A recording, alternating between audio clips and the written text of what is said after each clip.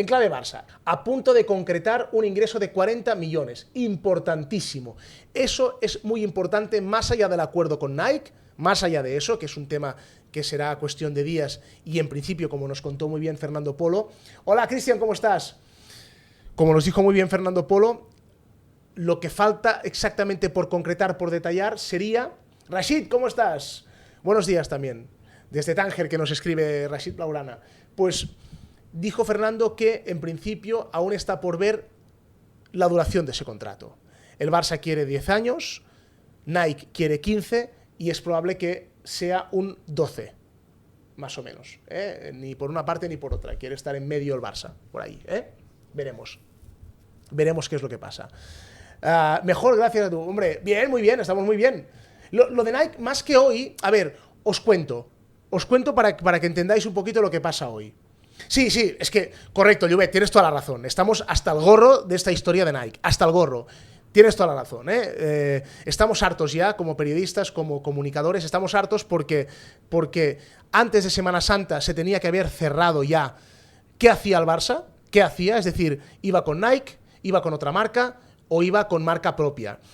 Pero por lo visto, ¿qué pasó?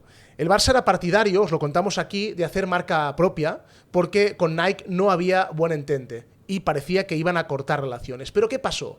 La justicia dio la razón a Nike y puso sobre la mesa y dijo: Barça, no puedes romper el contrato con Nike, que el actual te liga hasta 2028. Tienes 4 años más de contrato con Nike, no se ha incumplido ningún contrato, por lo tanto, no puedes romper el contrato con Nike. En todo caso, cuando acabe, no renueves, pero este contrato no se puede romper.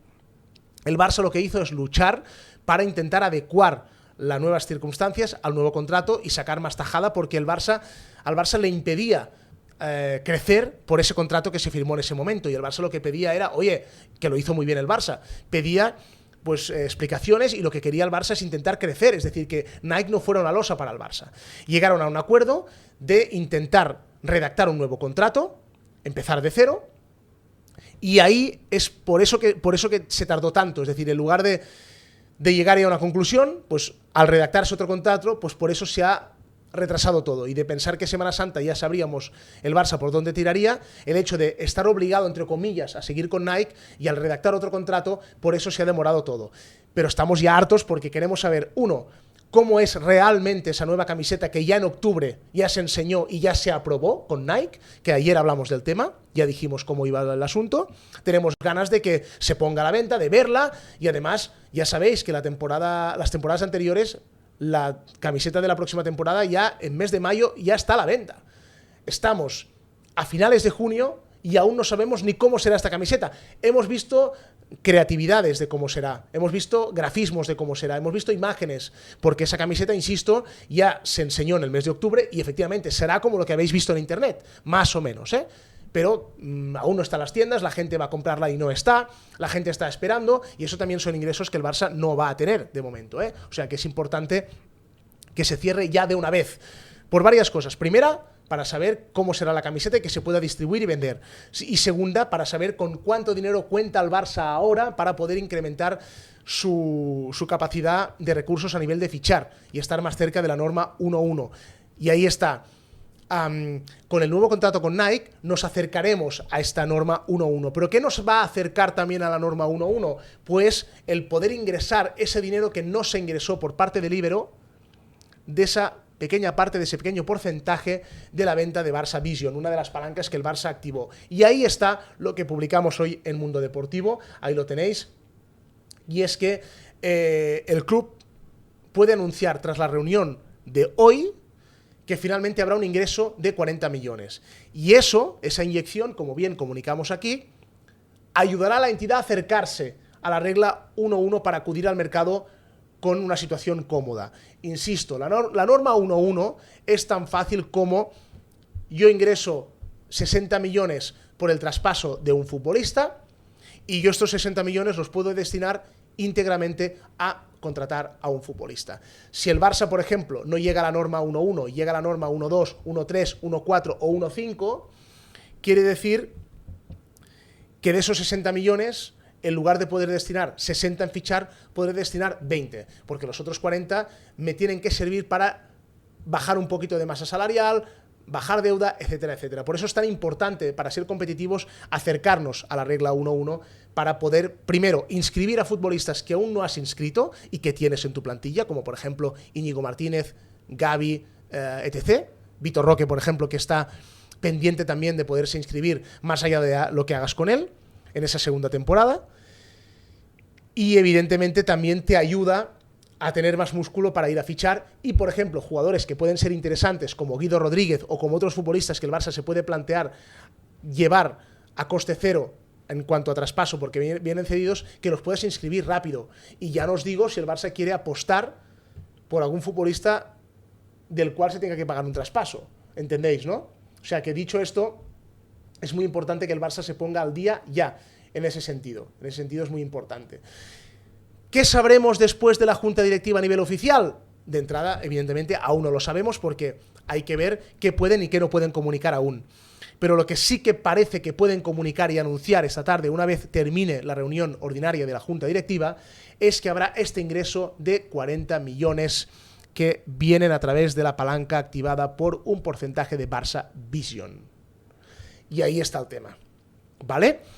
De entrada, por lo que nos comunicó Fernando Polo y lo que sabemos es que el Barça, en principio, hoy es demasiado pronto, también lo comentó Roger Saperas de RACU, es demasiado pronto para anunciar cómo ha quedado el nuevo acuerdo con Nike. Hoy es muy pronto, probablemente eso ya lo sabremos en julio, probablemente, pero como mínimo sabremos con qué recursos o algunos de los recursos con los que puede contar el Barça. Había 3 líneas. La primera, ese dinero pendiente de la palanca de Barça Vision, de ese porcentaje. 2, el nuevo acuerdo con Nike, cómo queda y cuánto dinero el Barça tiene para ir al mercado de verano de este contrato nuevo con Nike, porque hay una parte que el Barça la ingresa de golpe para poder ser más competitivo. Y la otra, pero eso lo iremos sabiendo a lo largo del mercado, es a qué futbolista el Barça puede traspasar y con una cantidad importante de dinero. De entrada, Rafinha es uno de los futbolistas que puede estar en la rampa de salida y que puede tener mayor mercado, tanto en Inglaterra como en Arabia Saudí. Ansu Fati es un futbolista que si el club puede ingresar más de 40 millones también sería interesante para el club, porque insisto, Ansu Fati, como es de la cantera, está amortizado y todo lo que va a ingresar será neto. Se hablaba, también de Araujo, que también costó 4,5 millones de euros, por lo tanto, todo lo que ingrese sería prácticamente neto, y de Jong. Pero el club, el hecho de hacer una venta es lo último que quiere. Es decir, Laporta ya comunicó a los compañeros de Barça One que el vender sería en caso de necesidad y en caso de que sea una operación aceptable y rendible para el Barça. Si el Barça puede tirar sin vender ninguno de sus activos futbolísticos o interesantes de la plantilla, va a intentar ir al mercado sin vender. Mi opinión es que el Barça, si quiere ser competitivo, deberá vender a alguno de sus futbolistas por un precio importante. O 1 o 2 que te sumen un precio importante, porque creo que no va a ser suficiente poder competir con el resto de equipos simplemente con esta inyección de 40 millones de euros y con lo que puedas gastar ahora del nuevo contrato con Nike. Creo que será importante y también a nivel de liberar ficha, poderte desprender de alguno de sus futbolistas. Y hay una cosa que me entristece, y ayer lo comenté en el Barció, y es una cosa que no acabo de entender. Y ya sé que el fútbol está inventado de esta forma y que difícilmente lo vamos a cambiar. Pero ¿por qué nos tenemos que quedar a los Joaos? ¿Por qué? ¿Porque le interesa a un representante? ¿Porque le interesa a un presidente? ¿Porque le interesa a según qué comisionistas? ¿A qué gente del entorno? Vamos a hablar de deporte, vamos a hablar de fútbol, vamos a hablar del Barça y vamos a hablar de los intereses deportivos del club. Si Joao Félix y Joao Cancelo no son del agrado de Flick, a la calle, porque no son futbolistas que el Barça tenga que quedarse, porque no son propiedad del Barça, son futbolistas que han venido a préstamo. Acaba la temporada y si tú no quieres contar con ellos, tienen que salir. Pero ayer en el Barció, Gavi Sanz dijo, te los tienes que quedar.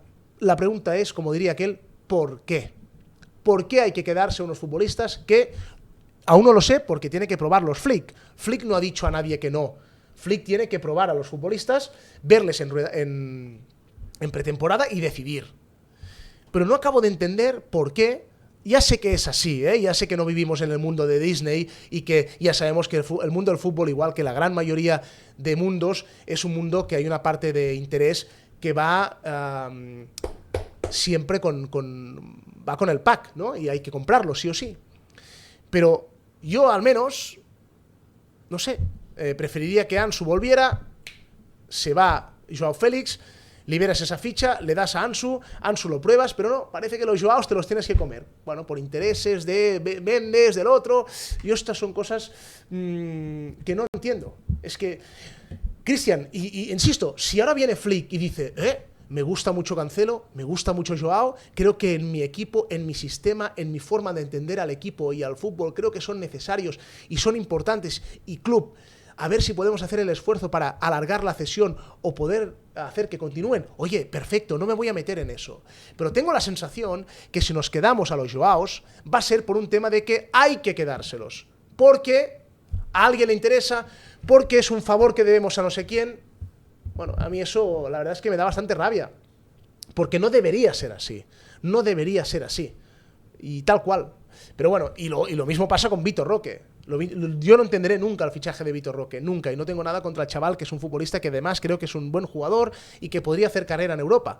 Pero, insisto, siempre he pensado que el dinero, si tienes dinero para apostar, apuesta. Pero si no tienes dinero para apostar, no apuestes. Porque tienes más a perder que a ganar. Y el Barça lo que le ha pasado con Vitor Roque. El Barça no tiene dinero ahora por apostar. Tiene dinero para lo que tiene, pero no para apostar. Por lo tanto, apuesta por la cantera. Marc Guiu va a salir al Chelsea, lo más probable. Pau Víctor va a salir también, o el Barça no va a hacer la opción de compra. Bueno, vas perdiendo efectivos de la cantera que te pueden ayudar a tapar agujeros y a solventarte papeletas. Pero de momento el Barça empieza la temporada que viene con Lewandowski, que va a cumplir 36 años en agosto, el día 11, si no me equivoco, y con un Vitor Roque al que tú quieres fuera de la plantilla. Bueno, pues así es como va a empezar el Barça la temporada que viene. Y eso me preocupa, francamente me preocupa, y veremos. Hansi Flick realmente tiene muchos deberes. Hay mucha plantilla porque te vienen un montón de futbolistas cedidos, un montón, que volverán. Un segundito. Viene, ¿quién viene? El Lenglet, viene Pablo Torre, viene Eric García. Hay muchos jugadores que vuelven después de cesión. Alex Valle, Ronald Araujo, vienen un montón de gente. Ay, Ronald Araujo, no, perdón, el Araujo del... no recuerdo cómo se llama, el que está en Las Palmas, el que tiene el pelo rosa. Pero bueno, dice Rashid, ayer hice un comentario y critiqué Bellingham por su mal desempeño, o sea, por debajo del nivel en la Eurocopa, ¿te refieres? Me atacaron la cuenta y me suspendieron la cuenta por 3 días, ¿en serio? ¡Qué bestia! Dest también vuelve, efectivamente, hay muchos jugadores que vuelven y hay que ver lo que se hace con estos jugadores. Pero bueno, veremos qué es lo que pasa.